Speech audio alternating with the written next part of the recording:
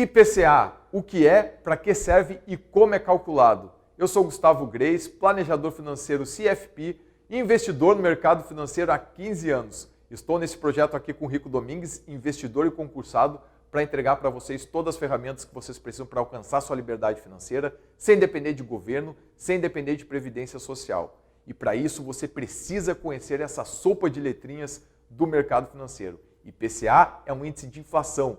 Vamos falar nesse vídeo. Todo investidor, toda pessoa, todo consumidor tem que conhecer esses índices de inflação.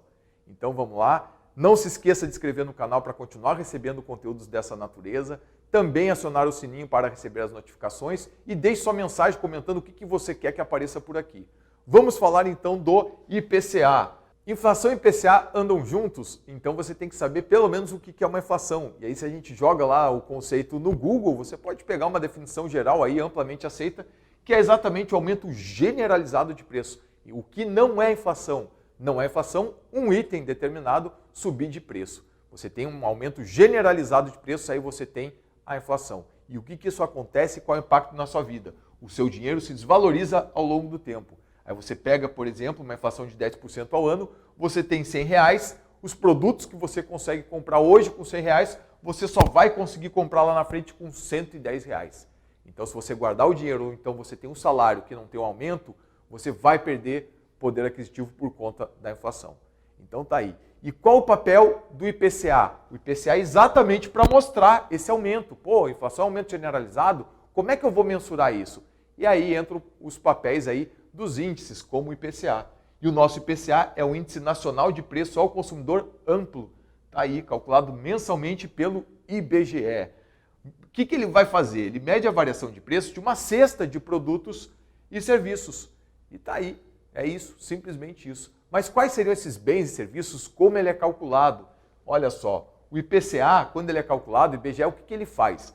Ele pega lá as famílias com rendimento entre 1 e 40 salários mínimos, então seria de R$1.000 até R$40.000, acaba pegando grande parte da população dessas cidades aqui.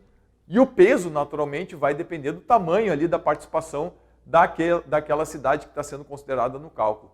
Então percebam que é um preço médio aí praticado por essas famílias nessas regiões. Começa lá por São Paulo, com 32% de peso no cálculo do IPCA, naturalmente por ser uma população maior aqui no nosso país, vai pegando as outras cidades aí com grande participação, e aí você tem essas cidades aí, o consumo médio desse pessoal todo nessas cidades.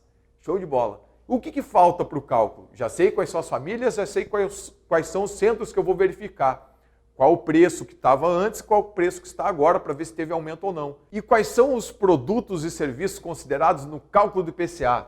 Olha só, de tempos em tempos o IBGE realiza essa pesquisa aqui, ó, pesquisa de orçamento das famílias, para entender naqueles centros quanto e como as famílias consomem, como está organizado o orçamento das famílias que vivem naqueles centros, que eu acabei de falar para vocês no slide anterior.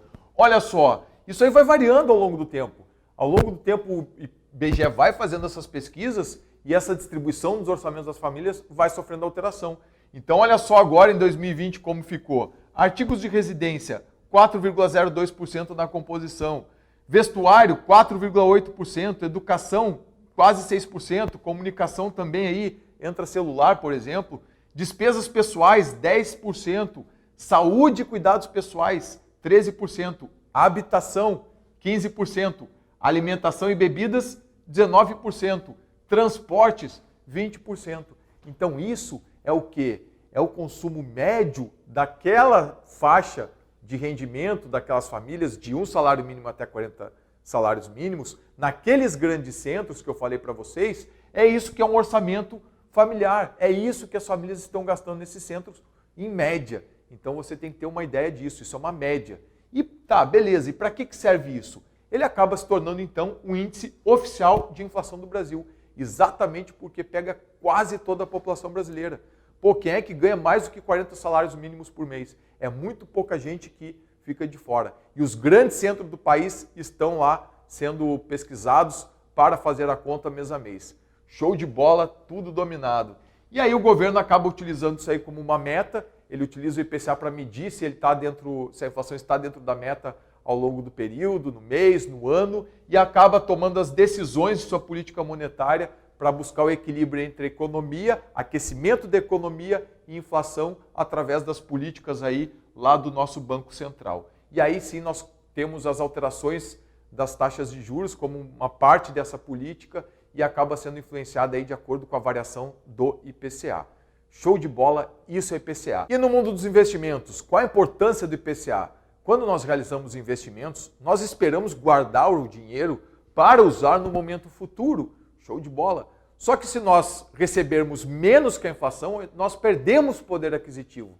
Então é interessante nós colocarmos na nossa carteira de investimentos, sim, alguma coisa que te entregue um ganho acima da inflação, te permitindo aí um ganho real. E tá aí, hoje nós temos essa opção na renda fixa, tem lá o Tesouro, Título Público Federal, que renumera o IPCA mais um percentual previamente determinado, e tem CDBs dos bancos aí também entregando IPCA mais 4,5%, apenas pegando alguns exemplos. Esse percentual que é entregue aqui pode variar de instituição financeira para instituição financeira. O fato é que quando você coloca o dinheiro nesse tipo de investimento, ele vai te garantir um ganho real, ou seja, acima da inflação. Se você, pega o exemplo aqui, tem hoje R$100, depois de um ano, considerando essa rentabilidade e o IPCA de 3,2%.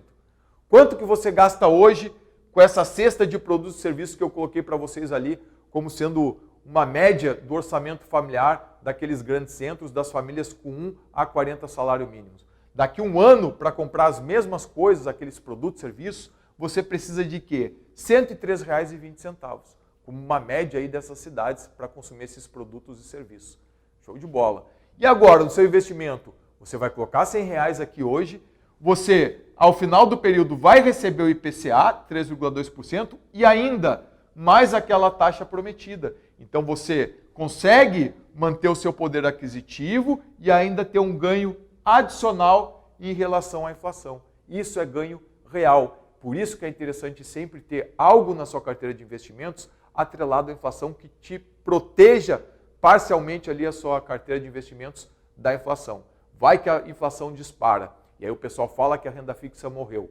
Não morreu. Aqui está algum exemplo de renda fixa que é interessante você pensar, ponderar para colocar na sua carteira de investimentos. E no planejamento financeiro, é importante IPCA? É importante porque você vai fazer um planejamento de acordo com a sua receita prevista e os gastos previstos para o período seguinte. Você pode sim utilizar o IPCA como uma referência, mas existe algo chamado índice pessoal de inflação.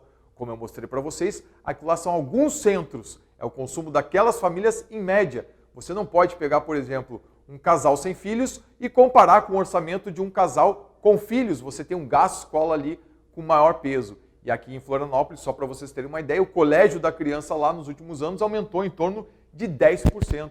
Então, quando eu vou realizar meu planejamento financeiro, eu faço uma projeção geral dos gastos, sim, de acordo com o IPCA previsto para o próximo ano, para saber o quanto que eu vou guardar, o quanto que eu vou investir.